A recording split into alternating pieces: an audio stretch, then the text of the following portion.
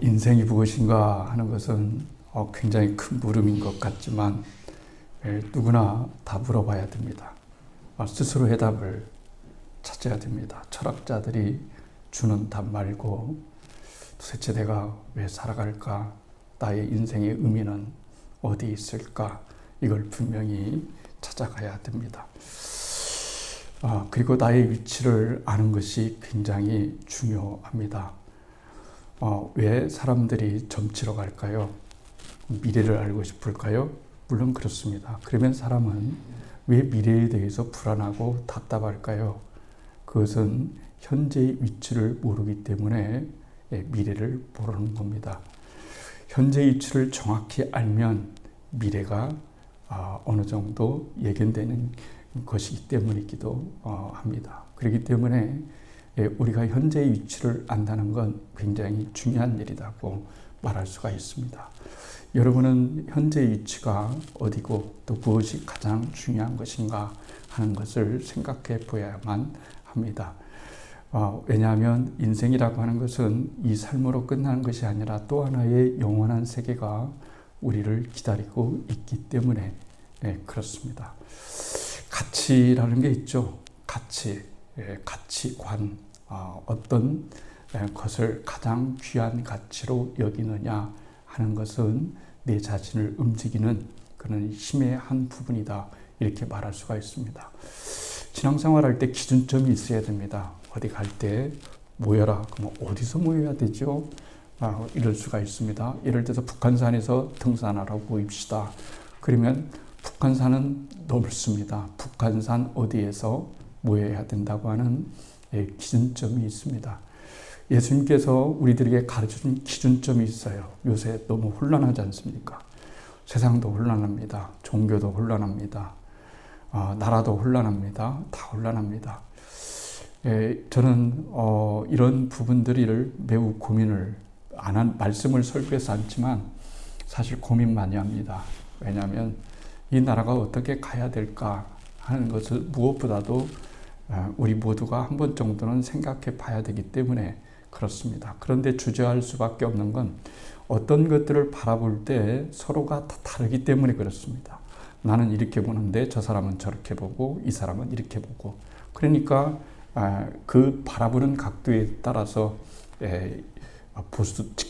큰 어떤 극적인 보수도 될 수 있고 극적인 진보도 될 수 있습니다.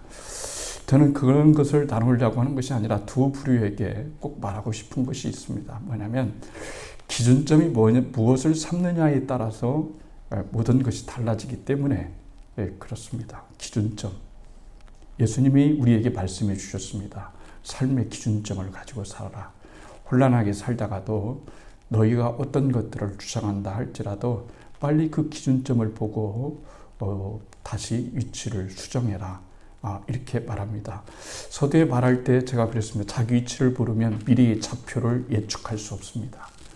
미래의 좌표를 예측할 수 없으니까 사람은 불안해집니다. 그래서 무당도 찾아가고 또 점을 보도록 하고 또 여러 가지를 그렇게 살아가고 있습니다. 그러나 우리가 우리 자신에 대한 분명한 좌표 그리고 현 위치를 알게 되고 무엇을 기준으로 살아가야 되겠다는 것을 알게 되면 혼란스럽지 않습니다. 그런데 우리가 왜 혼란스럽느냐? 이 기준점을 모르거나 알아도 잘못 잡고 있기 때문에 그렇습니다. 예수님께 한 사람이 찾아왔습니다. 아시는 것처럼 예수님께 찾아와서 그가 물었습니다. 선생님, 어떻게 해야 구원을 얻을 수 있겠습니까? 이렇게 말했습니다. 또 바꾸어서 또 말했습니다. 예수님, 성경을 한마디로 요약한다면 어떻게 말할 수 있습니까? 그랬죠? 기준점이 뭐냐는 얘기입니다. 다 성경 66권, 이 많은 장에서 예수님이 딱 한마디만 말씀을 요약해서 해달라면 주님 어떤 말씀을 해주실 수 있죠? 이런 말이죠. 그래서 예수님이 말씀하셨어요. 뭐라고 말씀하셨냐면 내 마음을 다하고 성품을 다하고 힘을 다하고 목숨을 다해서 주 하나님을 사랑하고 그리고 내 이웃을 내 몸과 같이 사랑해라 그랬습니다. 이게 뭐냐면 기준점이라는 거예요. 우리가 어떤 일을 할 때 기준점이 있습니다. 그 기준점은 사랑입니다. 사랑의 법에서 어긋나면 그 법도 상위법이 있잖아요. 그런 것처럼 우리가 성경에 많은 부분들이 있지만 진짜로 주님이 뭐라고 말씀하셨냐면 이 모든 것들을 다 이렇게 요약하고 핵심으로 하면 뭐가 남냐면 사랑이 남아야 된다. 이거 굉장히 중요합니다. 사랑을 잃은 시대입니다. 저마다 성경에 나온 것처럼 자기 옳은 소견들은 많습니다. 사사기의 말은 평가는 그거지 않습니까? 사람마다 다 자기 옳은 소견대로 행하니라 그랬습니다. 이게 무서운 거예요. 소견은 소견인데 옳은 소견이 너도 옳고 나도 옳고 다 옳다고 합니다.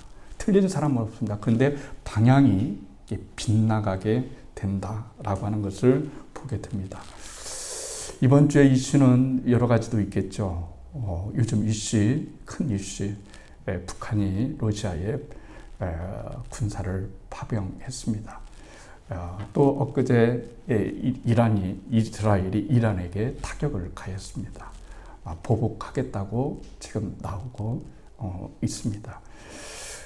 우리나라도 굉장히 혼란스러운 가운데 있습니다. 혼란스러운 가운데 있습니다. 위기 상황이라고 말할 수가 있습니다. 그런데 제가 여러분에게 말씀드리고자 하는 자그마한 부분에서 또 생각해보면 결코 자그마한 부분 아니죠. 지난주에 뉴스 가운데 하나는 김수미라고 하는 배우께서 갑자기 돌아가셨습니다. 그걸 놓고서 우리는 많은 것들을 또 생각해 보게 됩니다. 75세 며칠 전에도 활동을 했고 또 지인들과 통화도 했고 그랬답니다. 그런데 갑자기 돌아가시게 되었어요. 겉으로 표면상은 심정지고 그리고 실질적인 사인은 고혈당 쇼크라고 말을 합니다.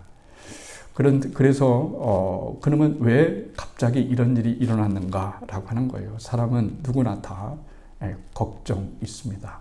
근심 있습니다. 어려움 있습니다. 그런데 이 근심과 걱정을 덜어낼 수 살아가는 방법이 도대체 뭘까요? 라고 하는 거예요. 그것은 말씀드린 대로 우리의 시각의 눈을 크게 떠서 이 땅의 것들이, 이 세상의 것들이 전부가 아니고 또 하나의 큰 세계가 있다고 하는 것을 인정하고 믿는 것이 굉장히 중요한 일이다라고 여러분 말을 할 수가 있습니다. 김수미 씨가 고민을 했는데요. 무슨 고민을 했냐면 아시는 것처럼 임금 체불에 대해서 고민을 했다고 그랬잖아요. 수년 동안 이렇게 연극을 하셨는데 임금을 못 받고 그런 부분이 막 스트레스가 여러 번 오는 거예요. 그렇잖아요. 우리가 이런 부분을 보면서 생각하는 부분들이 있습니다. 예수님께서 우리를 어떻게 보았느냐라고 했을 때 우리 인간을 보실 때 성경에 나온 것처럼 인생은 누구나 다 수고하고 무거운 짐을 진 자들이다 하는 겁니다. 여러분은 짐 없습니까? 짐 다 있어요. 짐 중에서 가장 큰 짐은 뭐냐면 죄의 짐입니다. 죄의 짐이에요. 어떤 사람이 어떤 전도자가 설교를 했습니다. 여러분, 우리 인간은 다 죄인입니다. 인간의 죄는 인간은 너 죄인이고 그 죄라고 하는 무거운 짐을 지금 지고 살아가는 겁니다. 그랬어요. 그랬더니 전혀 그 말씀을 삐딱하게 받아들이는 한 사람이 그랬습니다. 여보시오, 이 양반. 내가 지금 죄짐이 있단 말이야. 나는 하나도 무겁지 않소. 당신이 말하면 지금 100kg, 200kg의 짐이 지금 내 안에 인간에게 어깨에 있다고 하는데 어디 죄미 있어? 한번 말해보시오. 지적해 보시오. 라고 말했어요. 그랬더니 이 사람이 이렇게 말을 했습니다. 시체를 가져다가 그 위에다가 짐을 한번 무게를 100파운드, 100kg, 200kg를 올려놔도 죽은 자가 너무 무겁다든지 힘들다든지 하지 않소. 왜냐하면 죽었기 때문입니다. 그런 것처럼 인간이 죄의 짐을 느끼지 못하면 그 영혼이 죽었다는 말입니다. 하는 거죠. 죽었다 이렇게 말을 하는 겁니다. 그러니까 인생에서 주님께서는 우리의 짐을 벗겨주러 오셨는데 그 죄 짐 중에 가장 큰 죄는 죄의 짐이에요. 그건 이미 우리 해결받았습니다. 예수를 믿음으로써. 그런데 문제는 인생을 살아가면서 죄의 짐만 있는 것이 아니라 여러 가지 짐이 있다는 거예요. 고민할 것도 많고 염려할 것도 많고 정말 이런저런 일들이 또 한꺼번에 터져나올 때 인간은 그것을 지탱하거나 짊어질 수 있는 그런 능력을 가지고 있지 못하기 때문에 이런 결과가 나온다 이렇게 말할 수가 있습니다. 저는 오늘 이 말씀을 통해서 말하고자 하는 것은 그거입니다. 여러분이 짐은 무엇인가 하는 겁니다. 짐 다 있습니다. 어떤 짐을 가지고 다른 말로 말하면 고민일 수도 있습니다. 어떤 짐을 가지고 있느냐라고 하는 거예요. 짐을 벗겨놓고만 산다고 하더라도 이거 굉장한 겁니다. 1주 전 됐네요. 성지순례를 갔다 왔습니다. 그랬죠. 지난 시간에 그 부분 좀 말씀드렸습니다. 9박 10일 동안 갔다 왔고요. 배에서 한번 잤고 비행기에서 한번 잤습니다. 그러면 7일 밤은 이제 호텔에서 자야 됩니다. 그런데 굉장히 까다로운 게 있었어요. 뭐냐면은 예를 들어서 한 호텔에서 5일을 자든지 3일을 자든지 2일을 자든지 하면 되는데 자는 숙소가 다 다르다는 거예요. 다 달라요. 그러면 다 다르면 어떤 현상이 일어날까요? 여러분 캐리어, 짐 있잖아요. 이 백.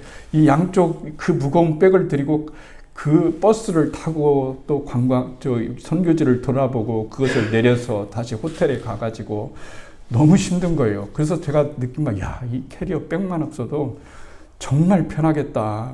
이 백만 누가 맡아줘도 너무 편하겠는데 아침 먹으면 일찍 일어나서 이 짐 챙겨야죠. 2개를 가방 하나 메고 또 캐리어 한쪽 들고 또 한쪽은 메고 질질 끌어다니면서 차에다가 집어넣고 또 관광하다가 또 저녁이 돼서 숙소에 가면 이걸 다 꺼내가지고 또 엘리베이터를 타고 방에 올라가서 그것을 꺼내고 그런데 짐도 말이죠. 점점 올 때마다 가면은 이건 그래도 성도님들 과자라도 사줘야지 하고서 이렇게 사놓고 여러분 뭐라도 사서 이렇게 점점 무너지는데 뭐가 어디에 있는지도 모르고 맨날 저희들은 저기만 가면 그거 어디 있어? 줬다 놓은 것 같은데 아무리 찾아도 없어요. 막 이런 거예요. 그런데 제가 생각을 했어요. 무슨 생각이냐? 하루는 이 백을 내리지 않고 차에다가 하룻밤을 놔두고 필요한 옷까지만 몇 개 갖고 호텔에 들어갔어요. 그리고 여행을 하루 동안 했어요. 그런데 너무 편안한 거 있죠. 하루만 캐리어를 짐을 맡아줘도 이렇게 편한데 정말 백 하나 가벼운 거 메고 여행하면 얼마나 편하고 좋을까라는 생각했어요. 인생 살아가다 보면 캐리어가 너무 많아요. 여러분의 캐리어 백은 몇 개나 될까요? 여러분 얼마나 많습니까? 인생에서 이것도 사야 되고 이것도 사야 되고 이것 정도 해야 되고 저것 정도 해야 되니까 여러분의 백에 큰 백에 여기다도 집어넣어야 되고 또 이쪽으로 그 짐백에다도 집어넣어야 되고 사실은 별로 쓸모없는 그렇게 오는 거 많이 있잖아요. 그런 거 많이 있습니다. 그렇잖아요. 그래서 어떤 분이 해외여행을 이렇게 오래 가지 않기 때문에 여러분 가본 적이 별로 없잖아요. 처음 성지순례를 갔잖아요. 그런데 가면은 뭐 김치도 먹고 싶고 깻잎도 먹고 싶고 고추장도 사가야 되고 그 다음에 컵라면도 사가야 되죠. 그래서 우리는 순진하게 그렇게 생각했죠. 그래가지고 가기 전에 깻잎도 사가고 고추장도 사가고 그 다음에 컵라면도 꽤 많이 사갔어요. 뭐 별로 짐 거기에 샀어요. 그런데 거기 가서 보니까 뭐 고추장 먹을 시간도 없고 컵라면 먹을 시간도 없고 그래요. 나중에는 이제 버리고 가야 되는데요. 다른 짐을 쌓기 위해서 버리고 가야 되는데 이만한 비닐봉지에 거기에 다 넣어도 이만한 쪽이 되는 거예요. 그런데 그것을 괜히 사가지고 다른 분에게 다른 거기에서 생활하는 사람들에게 줬더니 너무 좋아하죠. 여러분 별것 인생 아닌데 왜 그런 일들이 여러분 우리가 겪어지는 걸까요? 인생 살아가면서 우리는 수고하고 무거운 짐을 싣고 가는데 주님은 나를 믿으니까 내 짐, 이 짐 다 맡아서 가라 하는 것이 아니라 너희들 너무 수고가 많다. 나에게 짐을 맡겨라. 수고하고 무거운 짐진 자들아 다 내게로 오라. 내가 너희를 편히 쉬게 하리라. 이렇게 말씀하시는데도 여전히 우리는 어떤 근심이나 걱정을 주님께 맡기지 아니하고 내가 계속해서 캐리어를 열으면은 여러분 염려, 쓸데없는 염려, 많은 것들이 거기에 쌓여 있기 때문에 우리가 진정한 자유를 누리지 못하고 살아가는 거예요. 주님은 우리에게 그러잖아요. 진리를 알지니 진리가 너희를 자유케 하리라. 이렇게 말씀하셨습니다. 예수님께서 오늘 이방 땅에 들어가시게 되었어요. 그런데 이방 땅에 어떤 여인이 하나 찾아왔습니다. 이 여인은 인생의 무거운 짐을 지고 살았어요. 인생 혼자 사는 것도 힘든데 무거운 짐까지 지고 살아간다는 것은 얼마나 힘든 일일까요? 그래서 예수님께 찾아와서 이 여인이 하소연을 하는 겁니다. 선생님, 저 좀 도와주세요. 그랬습니다. 뭐 도와주나 이런 물음에 제 딸이 흉악한 귀신이 들렸습니다. 이렇게 말하는 거예요. 그래서 제 딸을 고쳐주십시오 라고 이렇게 얘기하면서 여러분 예수님을 찾아왔어요. 우리가 예수님을 찾아올 때 두 가지를 기대해서 옵니다. 하나는 예수님의 능력이고 하나는 예수님의 자비입니다. 예수님이 아무리 자비가 많고 긍휼이 많아도 문제를 해결해 줄 수 없는 분이면, 전능하신 분, 능력 있는 분, 능력이 없으신 분이면 예수님 찾아올 필요가 없겠죠. 그리고 예수님이 능력이 많은 것을 우리가 알고 있지만 그 능력을 나한테 써주시는 자비와 긍휼이 없다면 우리는 결코 예수님께 올 수가 여러분 없습니다. 황망하잖아요. 인생 그렇지 않습니까? 그런 거 있잖아요. 그래서 우리가 살아가는 것 중에 가장 해결해야 될 문제는 여러분 어떤 문제가 아니에요. 진짜 여러분이 지금 이 자리에서 해결해야 될 문제는 뭐냐면 죽음에 대한 문제를 해결해야 됩니다. 사후 대비죠. 대비. 여러분 사후 대비를 하고 가십니까? 저는 김수미 씨에게 좀 그런 죽음에 대해서 매우 안타깝게 생각하는 것 중에 하나는 뭐냐면, 저는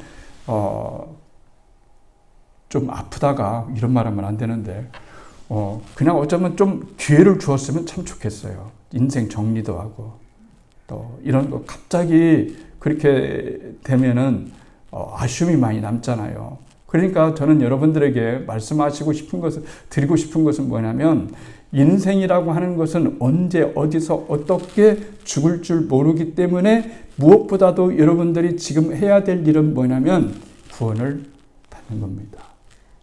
구원을 받는 것이 먼저예요. 내가 언제 어디서 어떻게 죽어도 여러분 나는 사후 세계에 대해서 안전한 그런 보장이 되어 있는지를 생각해야 되는 거예요. 예수님은 우리가 이 땅에서 잘 되기 위해서 오신 분이 아니라 이 땅에서 잘 되는 것이라고 하는 것은 진짜 예수를 믿고서 거듭나서 하나님의 자녀가 되는 것이라고 말할 수가 있습니다. 이 여인이 문제를 안고 찾아왔습니다. 그런데 어려운 문제입니다. 얼마나 어려운 문제일까요?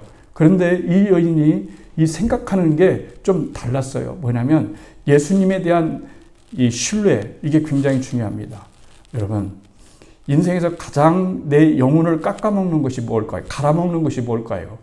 인생에서 영적인 암은 뭐라고 생각합니까? 무엇일까요? 불신입니다. 불신은 인간의 영혼을 갉아먹는 거예요. 불신 받아봤습니까? 또 누군가를 불신했습니까?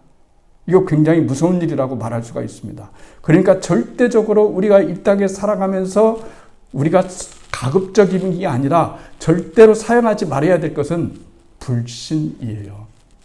불신입니다. 하나님이 여러분을 불신합니까?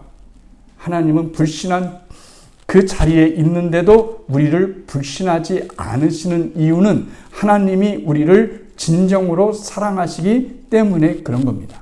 사랑을 불신한다면 할 수 있겠습니까? 둘이 사랑하는데 불신해요. 사랑이 성립 안 됩니다. 그냥 믿는 겁니다. 어떤 말을 해도 믿는 거예요. 제가 말씀드렸죠. 사랑이라고 하는 것은 네 조건에 의해서 사랑을 하는 것은 사랑이 아니에요. 여러분이 저를 사랑하고 제가 여러분을 사랑할 때 이 성도는 착하고 신앙생활 잘하고 이러니까 사랑하는데 어느 날 갑자기 신앙생활 안 하면 그러면은 사랑을 하지 말아야 됩니까? 그런 건 아니잖아요. A와 B가 서로 사귀고 서로 좋아하는데 내가 당신을 사랑합니다 라고 말을 했을 때 진정으로 내가 당신을 사랑합니다 라고 말하는 이유는 가운데 하나는 뭐냐면은 진정으로 사랑한다고 하는 말은 네가 어떤 조건 어떤 상태에 있을 때 네 조건 보고 사랑하는 것이 아니라 나는 내 사랑을 가지고 너를 사랑했을 뿐이야. 그런 거예요. 그러니까 내가 그대를 누군가를 사랑했을 때 그 조건에서 움직이는 것은 결코 진정한 사랑이라고 말할 수가 없는 거죠. 그러니까 주님께서도 하나님께서도 우리가 신앙생활하면서 우리는 자꾸 우리의 생각을 하나님께 대입을 할 때 잘못 대입해요. 우리가 그렇게 살아가니까 하나님도 내가 하나님을 섭섭하게 하거나 하나님께 죄를 짓거나 하나님께 나쁜 짓 하거나 또 속썩이나 그러면은 하나님이 또 나를 벌레시겠군. 어떤 벌이신지 좀 궁금하긴 하지만은 뭘까? 이런 생각부터 듣는 것은 이건 잘못된 생각이에요. 하나님의 사랑은 그런 사랑이 아닙니다. 인간이 가지고 있는 그런 사랑이 아니에요. 하나님은 우리를 사랑할 때 하나님이 우리를 사랑한 거지 우리의 조건 때문에 하나님이 우리를 사랑한 것이 절대 아니라는 것을 먼저 깨닫는 것이 여러분 굉장히 중요한 거예요. 그래서 우리는 하나님이 그러잖아요. 나를 사랑해라 그랬어요. 근데 왜 사랑하라고 했을까요? 왜 하나님은 우리를 보고 사랑하라고 했을까요? 하나님의 사랑을 알아야 하나님의 사랑을 배워야 내 옆에 있는 사람을 진정으로 사랑할 수 있기 때문에 그런 거예요. 우리가 하나님의 사랑을 배우기 전에는 누구도 진정으로 여러분 사랑할 수가 없는 겁니다. 하나님의 사랑을 의심하지 않는 것이 중요합니다. 그런데 오늘 때때로 그런데 문제는 하나님이 우리에게 하나님의 사랑을 의심할 만한 그런 일들을 경험하게 하신다는 거예요. 하나님의 사랑을 의심할 수 있어요. 의심조차 안 들으면 사람이 아니죠. 의심은 누구나 다 될 수 있는 거잖아요. 그런데 신뢰를 벗어나면 안 된다라고 하는 것을 말씀하시면서 왔어요. 우리가 다 아는 것처럼 제 딸을 불쌍히 여겨주세요 라고 했을 때는 두 가지를 의지해서 왔다고 말씀드렸습니다. 하나는 예수님의 능력, 하나는 예수님의 사랑, 관용, 은혜, 이걸 의지해서 왔는데 예수님께서 딱 그렇게 말씀하시는 거예요. 자녀의 떡을 취하여서 개들에게 던짐이 마땅하지 않도다. 이런 말을 하는 거예요. 예수님께 기도하는데 응답이 그렇게 왔다고 생각해 보세요. 그러면 얼마나 상처가 되겠어요. 그렇잖아요. 나는 상처 안 받아? 그런 거 아닙니다. 그런데 말이죠. 상처도 사랑할 때 상처가 되는 거예요. 사랑할 때 상처가 되는 거지 사랑도 않는데 사랑 안 하면 별로 기대도 없습니다. 어떤 사람은 그랬잖아요. 하나님 왜 응답을 안 해주세요? 그런데 어떤 사람은 그까짓 거 응답이 뭐가 중요해? 그냥 믿으면 됐지. 이 사람은 별로 하나님에 대해서 기도를 안 해봤기 때문에 그런 거예요. 누군가에게 뭔가를 기대하고 하면은 실망이 드는 건 당연한 거예요. 그런데 그 실망이 진짜 실망이 되지 않기 위해서는 다윗처럼 빨리 회복력을 가져야 되는 거예요. 신앙의 회복력, 복원력. 이 복원력, 회복력을 가지는 것이 너무너무나 중요한 일이라고 말할 수가 있습니다. 이 여인은 예수님께 그렇게 얘기했어요. 제 딸이 흉악한 귀신이 들렸으니 정말 제발 좀 고쳐주세요. 더 이상 인간이 어떻게 할 수 없는 일입니다. 라고 이렇게 말을 했습니다. 말을 했어요. 그랬더니 예수님께서 그래, 내가 그러면 고쳐줄게. 이렇게 돼야 이 스토리가 맞는 거예요. 원래는 그렇게 예수님이 단 한 번도 그런 찾아온 자를 물리치거나 싫다거나 이런 적이 없는데 예수님이 그렇게 하신 것은 뭐냐면 우리는 잘 모르지만 이 소리를 듣고 이 여인도 깜짝 놀랐고 제자들도 놀랐고 이 성경을 읽는 우리들도 깜짝 놀랄 수밖에 없는 거잖아요. 그런데 하나님은 때때로 우리를 시험해 보십니다. 시험 없는, 테스트 없는 시험은 없습니다. 템프테이션은 아니더라도 시험을 하나님은 우리에게 허락하십니다. 아까 제가 기준점을 말했잖아요. 신앙의 기준점이 도대체 뭐냐라고 했을 때 그 기준점은 사랑의 법이에요. 사랑의 법에 지나지 않으면 그것은 아무리 성경에 여기에 그런 구절이 있는데요. 이것은 하지 말라고 했는데요. 이것은 한다고 그랬는데요. 이렇게 얘기하면은 도대체 이 많은 것들이 서로 대립되어지고 이런 것들이 조화가 되지 않았을 때는 누가 울냐고 하는 거예요. 그럴 때 가장 중요한 법이 뭐냐면 사랑의 법인 거예요. 사랑의 법인 거예요. 어거스틴이 그런 말을 했다고 하잖아요. 성 어거스틴이 여러분 당신이 하나님을 사랑하는지 사랑하지 않는지를 얘기해 보십시오 그랬어요. 그런데 말이죠. 당신이 천국을 가고 싶습니까? 하면 다 가요. 간다고 그래요. 그러면 하나님을 예수님을 진짜로 사랑하십니까? 라고 했을 때는 이게 머뭇거려지는 거예요. 당신이 천국 가는 것을 믿습니까? 예, 그래요. 그럼 예수님을 사랑하십니까? 하나님을 사랑하십니까? 이렇게 물으면 굉장히 머뭇거려져요. 왜냐하면 이게 쉬운 일이 아니거든요. 내가 정말 하나님을 사랑하고 있을까? 내가 정말 하나님을 사랑할까? 근데 하나님은 우리들에게 무엇보다도 중요한 것을 여기시는 것은 내가 너를 사랑한 것처럼 너도 나를 진짜 사랑하냐 하는 거예요. 왜 그런 걸까요? 이 세상에서 가장 중요한 것은 사랑의 관계 중에 가장 으뜸인 관계는 사랑의 관계이기 때문에 그래요. 그리고 관계라고 하는 것은 사랑이에요. 사랑이라고 하는 것은 관계예요. 그렇잖아요? 여러분 한번 생각해 보십시오. A와 B가 서로 이제 좋아하고 있습니다.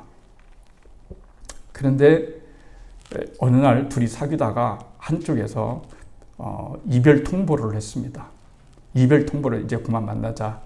더 이상 관심 없다. 그리고 난 널 사랑하지 않는다. 그만 만나자. 그러면은 여러분 어떻게 하셔야 되는 걸까요? 물어볼 것도 없죠. 그래? 그럼 그렇게 해. 나도 그랬거든. 이렇게 나오겠습니까? 여러분 그렇잖아요. 진짜 사랑한다고 하면은 어떤 마음이 들을까요? 나를 더 이상 만나려고 하지 마. 그리고 나는 당신과 이별이야. 이제는 끝이야. 라고 이런 말을 들었을 때 여러분의 마음속에 덜컥 뭔가 쿵 하고 내려지면서 아니야. 절대로 그럴 수가 없어. 라고 이렇게 생각되어져야만 그게 사랑인 거예요. 그러면 다시 바꿔서 얘기합니다. 어거스틴 얘기를 합니다. 여러분 잘 한번 생각해 보세요. 어거스틴 이런 말을 했습니다. 하나님이 여러분을 붙잡아 놓고 여러분께 이 얘기를 했습니다. 여러분이 한 사람에게 얘기해서 당신에게 모든 것을 다 주겠어. 당신은 영원히 살 수 있고 하고 싶은 거 다 할 수 있고 먹고 싶은 거 다 먹을 수 있고 그리고 여러분이 하고자 하는 것들은 네가 하고자 하는 것들은 다 할 것이야. 이렇게 얘기했는데 단 한 가지만 빼놓고 그랬어요. 뭐냐면 하나님이 그러셔요. 그렇지만 네가 이 모든 것을 받는 순간 내 얼굴을 보지 못할 거야. 라고 했을 때 내 마음이 쿵하고 넘어졌는지 쿵하고 소리가 나지 않았는지 났는지를 보면 여러분이 내가 하나님을 진짜 사랑했는지 사랑하지 않았는지를 알게 된다라고 하는 것을 우리에게 말해주고 있는 거예요. 왜 그런 걸까요? 하나님은 칼을 들고 우리를 위협하지 않으셨습니다. 힘으로 위협하지 않으셨습니다. 진짜 사랑의 감정이 생기도록 끝까지 우리를 기다려주고 우리를 사랑하시고 우리를 신뢰하셨기 때문에 그렇습니다. 인생이 아무리 힘들어도 사랑하는 사람 하나 있으면 살 수 있는 겁니다. 사랑하는 사람 있으면 해볼만 하는 겁니다. 여러분 단칸방에서도 여러분 시작할 수 있어요. 지금은 단칸방에서 시작 못하지만 저희들 나이 때는 서로 사랑하면은 지하 단칸방에서도 시작할 수 있습니다. 뭔 힘으로요? 사랑의 힘으로 그런 겁니다. 그러니까 우리가 이 세상을 살아갈 때 진짜로 중요한 것은 뭐냐면 사랑의 힘인 거예요. 사랑의 힘, 예수님이 주신 사랑의 힘으로 내가 살아갈 수 있느냐라고 하는 것이 우리의 모든 것의 초점이어야 돼요. 이것도 해주시고 저것도 해주시고가 아니라 하나님이 나를 사랑한다고 하는 그 사랑의 힘 말이죠. 그러면은 하나님과의 관계가 되는 거죠. 자녀의 떡을 취하여 개에게 던짐이 마땅하도다, 마땅하지 않도다. 이 말은 의심일까요? 신뢰일까요? 제가 묻겠습니다. 예수님이 여러분들에게, 우리의 이 여인에게 그러고 저한테 그랬어요. 자녀에게 떡을 취하여 개들에게 줌이 마땅하지 않도다. 이렇게 어떻게 보면 인격 비하도 한 것처럼 느껴집니다. 그렇죠? 이 가나안 여인이 개인 것처럼 이렇게 얘기를 여러분 합니다. 그런데 예수님께서 이 여인을 의심하셨을까요? 신뢰하셨을까요? 신뢰하신 거예요. 비하하신 것이 아니고 신뢰하신 겁니다. 내가 어떤 말을 한다 할지라도 내 앞에 있는 이 여인은 절대로 내 말에 시험에 들거나 절대로 어려웠던 일을 경험하는 것이 아니라 그래도 끝까지 그 믿음을 갖고 있는 것을 보여줄 수 있는 그런 여인이라고 예수님은 미리 선지적으로 아신 거죠. 그게 하나님의 전능성 아니겠어요?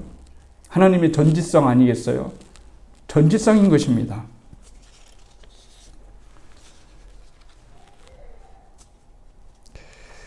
이 여인은 의심을 하지 않았습니다. 의심은 암입니다. 신뢰입니다. 똑같이 신뢰했습니다. 예수님이 이 여인을 신뢰했고 이 여인이 바로 예수님을 신뢰했기 때문에 그렇습니다. 그래서 이 여인은 이렇게 말합니다. 주님, 말씀이 옳습니다. 저는 개입니다. 그래도 개들도 주인의 상에서 떨어지는 부스러기를 먹지 않습니까? 개 같은 이방인인 이 사람에게도 상에서 떨어지는 부스러기를 먹습니다. 이렇게 말을 하고 있는 거예요. 그렇기 때문에 이 땅에서 정말로 중요한 것은 바로 그런 겁니다. 서로 신뢰하는 겁니다. 의심하지 않는 겁니다. 하나님을 의심하지 않는 겁니다. 그게 사랑입니다. 여러분이 하나님을 사랑한다면 어떤 것 속에서도 신뢰합니다. 바꾸어 말하면 여러분이 여러분과 제가 하나님을 얼마나 실망시켜 드렸습니까? 예수를 믿는다 하지만 그것답게 살지 못했습니다. 그럼에도 불구하고 주님은 여전히 우리를 신뢰하고 나를 신뢰함으로써 우리의 구원을 이루어 가시기 때문에 그런 겁니다. 우리는 어려운 시대에 살고 있습니다. 세상이 어떻게 전개될지 내일 일은 전혀 알 수가 없습니다. 세계 곳곳에서 전쟁이 일어나고 있습니다.